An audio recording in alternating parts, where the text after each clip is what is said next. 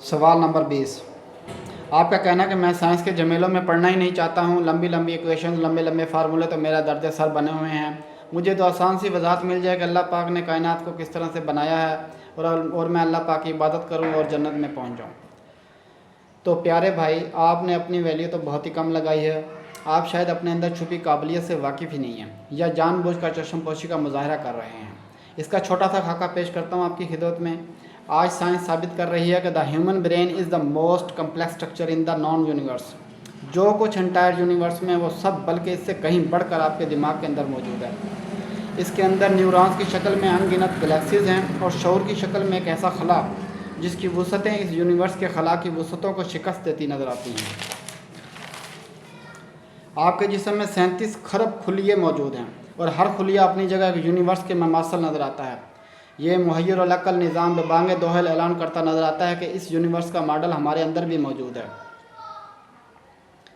कुरान करीम में 14 सदियों कबल यकीनन परवरदिगार आलम के सिवा कोई इस बात पर कादिर इस बात को बयान करने की अहलियत नहीं रख सकता कि हम अनकरीब तुमको अपनी निशानियां दिखाएंगे इस यूनिवर्स के अंदर और ख़ुद तुम्हारी ज़ात में। तो भला कोई जी शऊर किस तरह से इस कदर वाज़ेह निशानी को झुटला सकता है। तो बात हो रही थी कि आपको चाहिए सादा सी वजाहत इस यूनिवर्स की और आपको कुछ ज़्यादा ना करना पड़े और आप ईमान लाकर इबादत करते हुए ठंडे ठंडे कामयाबी का सहरा अपने सर पर सजा लें। भला यह भी कोई काम हुआ? अल्लाह पाक को आपके ईमान लाने से क्या गरज हो सकती है? आपने तो अपनी कीमत बहुत कम लगाई है और इस यूनिवर्स की भी कोई कदर नहीं की है। परवरदिगार आलम ने आपको हीरो बनाया है और आप हैं कि ज़ीरो बनने को तरजीह दे रहे हैं। वो आपको मौजूद मलाइक के दर्जे पर फाइज फरमाता है और आप हैं कि ज़िल्लत और पस्ती के अमीक मस्कन के तलबगार नज़र आते हैं। अगर चिड़िया का शिकार करना ही मकसूद था तो तोप बनाने की क्या ज़रूरत थी? अफसोस की बात है कि आपने तो अपने मादी जिस्म की भी कोई कदर नहीं की है, जबकि इस सब से कहीं ज़्यादा कदर व कीमत का हामिल नफ्स इंसानी है जो किसी जौहर नायाब से कहीं बढ़कर है। और इंसान का असल कमाल तो यहाँ नज़र आता है जब वो अपने ही नफ्स से लड़ जाता है और ख़ुद को एक ऐसी दहकती हुई भट्टी में झोंक देता है जिसके अंदर से जिंदा सलामत निकल आना यकीनन ऐसा ही है जिस तरह कोई भी चीज़ अपने इंतहाई कमाल के साथ ज़हूर पजीर होती है।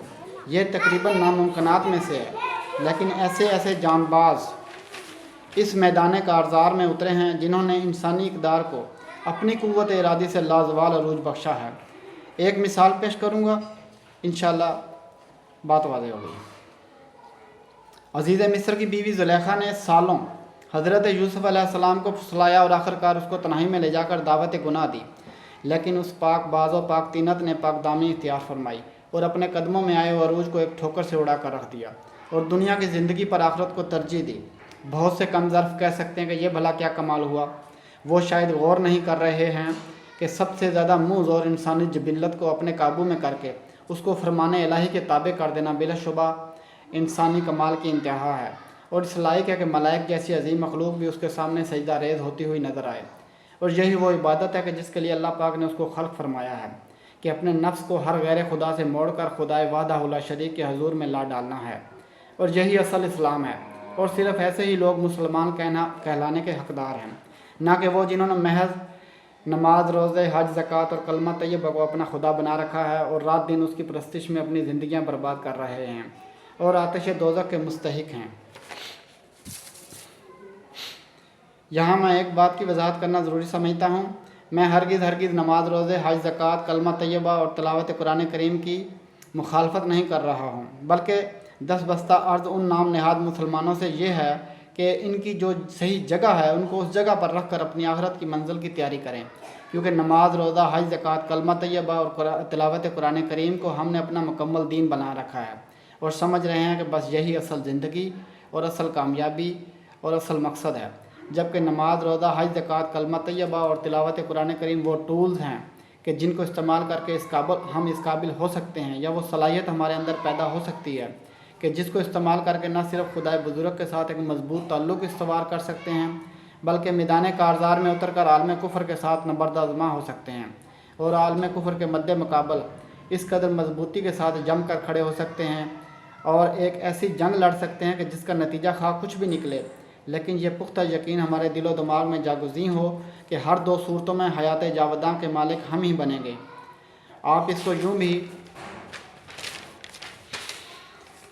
समझ सकते हैं कि नमाज, रोज़ा, हज, ज़कात, कलमा तैयबा और तिलावत कुरान करीम वो थ्योरी है कि जिसको अगर आप खूब अच्छे तरीक़े से अपने दिलो दिमाग में उतार लें तो अपनी ज़िंदगी में वो प्रैक्टिकल करने के लायक बन सकते हैं कि जिसका नतीजा खा कुछ भी निकले, लेकिन आपके दिलो दिमाग में इस बात का इत्मीनान हो कि हमारी कोशिश हरगिज़ ज़ाया नहीं गई है और हम मकबूल बारगाह ठहर चुके हैं। लेकिन अगर हम महज थ्योरी पर ही सारा ज़ोर लगाते रहें और प्रैक्टिकल कुछ भी नहीं होगा तो कुरान करीम के मुताबिक आपकी ज़िंदगी बेकार में ही ज़ाया चली गई और आपको हरगिज़ कुछ भी हासिल नहीं होगा। इस ज़िमन में मज़ीद तफसील में मैं फिर कभी पेश करूँगा।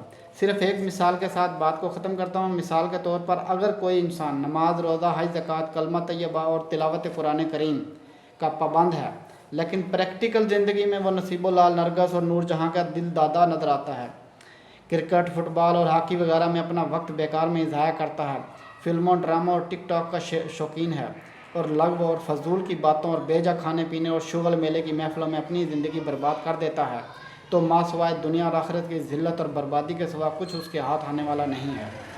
इसी तरह अगर प्रैक्टिकल लाइफ में आप हसद, अनाद, बुग़्ज़, सूद, चोरी, बददियानती, बदअखलाकी, नाच गाने, शराब, जुए, बेहयाई, बेपर्दगी और हर तरह के खलाके रज़ीला से ख़ुद को बाज नहीं रख पाते हैं तो यकीन जानिए आपकी नमाज, रोज़ा, हज, ज़कात, कलमा तैयबा और तिलावत कुरान करीम जैसे आला औसाफ के अमाल भी बेकार में ही ज़ाया जा रहे हैं और रोज़े महशर आपके मुँह पर दे मारे जाएंगे, क्योंकि यकीनन ये आपका मकसद हयात नहीं था, बल्कि मकसद हयात के हसूल का महज एक ज़रिया है।